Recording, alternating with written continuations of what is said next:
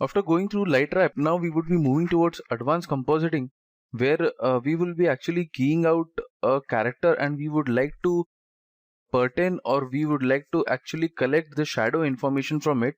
So it is generally used when you are shooting something outdoor where you want the shadow to be preserved. You want to actually preserve those shadows in order to composite with your background or with another footage or any other element which you would like to composite. So I've got a footage here, so I'll be just going here and I'll say Control I over here, and I've got this simple shadow extraction over here. And before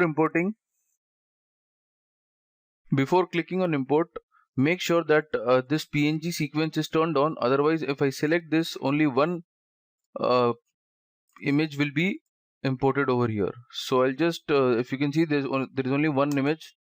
If I play this, it's not playing. So what I'll be doing is I'll be Control Z, and again I'll be Control I in order to import. Selecting this, I will be checking on this PNG sequence so that I get all of my sequence. So it starts from 000 and it ends till around 249, which means there are 249 frames or 249 sequences of this single image. So it is import as footage, that is fine. I'll say import, and now if I double click here,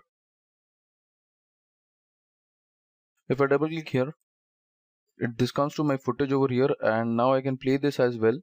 So if you see the metadata, it's in 1280 1080 with aspect ratio as 1, and there are 250 frames as you can see, and this is 30 fps. Now if I play this, you can see this timeline. Now I'll be able to play this. So what I basically want is I basically want to preserve this shadow over here, and then I would like to integrate this with some another footage. So as you can see, it's if you see this, or if you analyze this shot, this is totally shot in green screen over here. The chroma footage over here, with it also has some markers, but there is no camera movement, so that's fine. Now basically what I would like to do here is I would actually key this out. Also, if you see, there are some fringes over here of this cloth, of this chroma cloth over here. Then we will be just compositing this, or we'll be first actually keying this out. Then we'll be preserving this shadow, and then we'll be taking this to another composition, or we'll be merging this with another footage where our shadow would be received. So this is basically the shot where we'll be working here.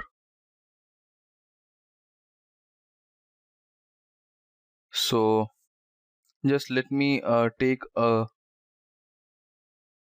take this something over here, and I'll just drag and drop this right up here. Or else what I can do is I will be creating a new comp with 1920 1080 and FPS as 30. I'll hit OK, and I'll name this comp as character, char, and I'll be just taking this right up here, and over here I'll be then performing my keying.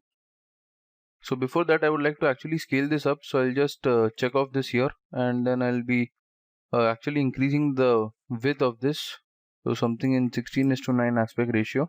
So we are actually distorting this, so it's actually not right, because the aspect ratio, the file size over here is 1280 1080. It's actually a raw data, that's why we are able to distort this, or we are able to scale this up. Now what I'll be doing here is I will be actually taking a solid over here, and I'll be placing this down, and then I will go to my effects over here, and I'll be typing in key light. Now we'll be keying this out, so I'll be selecting this. I'll just key this out. So if you see, the moment I'm keying this out, I'm getting this very much blended over here, which is the gray solid which I had taken over here. If I change the color, even this would change. So I hope you are able to understand what I am trying to show over here, that this is totally cut out. Now what I'm going to do here is I'll go to my key light over here, this effect, and inside my final result I'll go to my screen matte.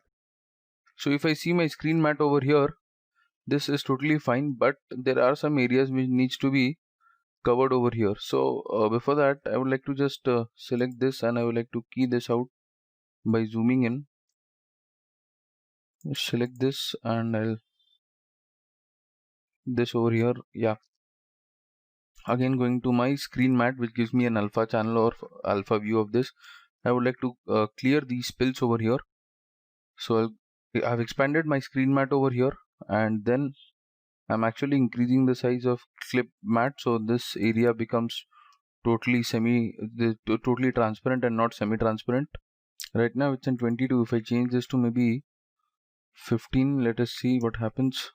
Let us take to 20, and this clip white, I would again decrease this. So if you see this, if I just zoom in over here, so these are the edges what we are getting over here. So the edges are pretty hard, and even this shadow, we are able to perceive this. Now some few more changes I would like to do here is I'll actually like to go to my outside mask over here, and like to change this to final result. This is what I'm getting. If I increase this outside mask softness, this is what I get. 1.5, I take this down to 1, or maybe 0.5 over here. This is the edge color correction over here. I do not want any color correction on my edges, that is totally fine. Just I would like to play something with my shadow over here. So if you see this is actually shrinking this up. This is the screen clip rollback.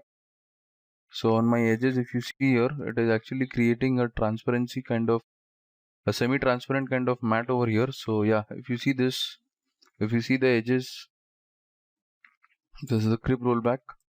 By default, it's in 0. So let us turn this to maybe 0.4 for a bit of smoothness. Let us go back to final result and see what does it gives.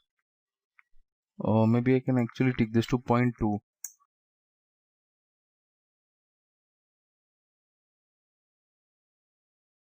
This is the screen softness. It actually gives a softness kind of effect to my overall character over here. If you see this, also giving a blur kind of effect. So let us take this to 0.2 on the edges also, so that's fine. So I guess rest of the areas are same. Now just check this off, and this is what I'm getting over here actually. Now the reason why I have chosen gray color is to preserve this so that I can get an approximate idea of my shadows, because I have to actually mask this out on the first frame itself so that I get only my matte over here. So I'll be selecting this pen tool over here on this, then I would be actually drawing this something like this. And as it is a video sequence, you also have to make sure that none of the areas maybe of the legs or the hands or the shadow is getting chopped off. So this is what we got. Now let us play this. So if you see here, it's totally tight, but again there are some areas which are going here. So again go back to the first frame and just you can select this point and you can take this somewhere over here. Now again play this. Again this area is getting cropped, so again I'll just delete this point, yeah, and I'll expand this. Same goes for this. But you have to also make sure that while you are expanding your mask over here, make sure you are not taking any element of the background like this. So you have to make sure about this, that you are not covering any kind of background from your keying footage.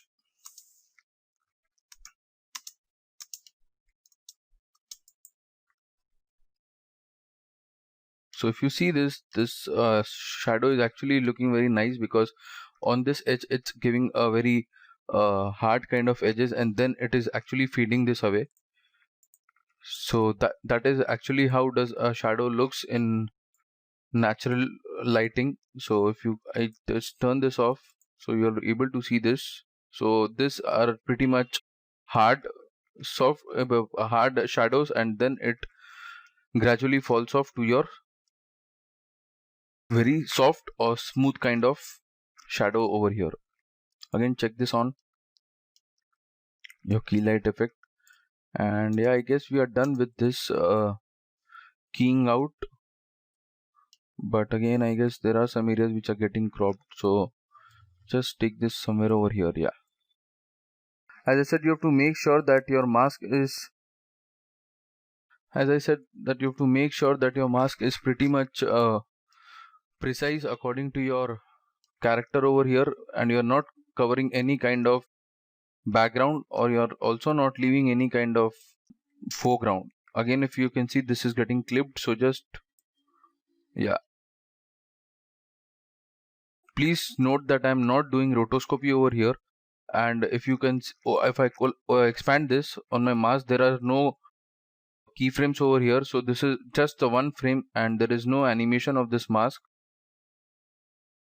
I have just applied keying on it. So by now, I guess my keying is done. And my next session, I will be importing a footage where also I'll be compositing this, and we'll be learning some more attributes of blending this.